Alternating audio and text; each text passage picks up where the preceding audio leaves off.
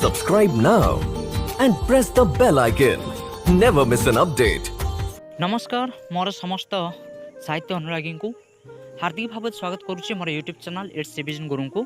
आज आलोचनार विषयवस्तु हूँ प्रीति विनोदर गुंफन शैली और आज विषयवस्तु देखा कि से गुंफन शैली कौन प्रीति विनोदर जो गल्परे गल्पर उपगल्प और उपगल्पर उपगल्प मध्य समस्त चरित्र संपर्क को नहीं जो गल्प सृष्टि हुए ताकू गल्पर गुंफन शैली कहुए।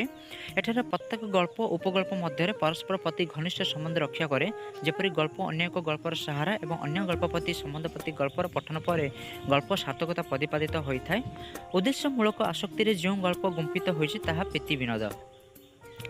तो आपण पढ़ी चतुर विनोद और तन्मध्य प्रीति विनोद जोटी गल्प मध्य गल्प गल्प मध्यर गल्प यह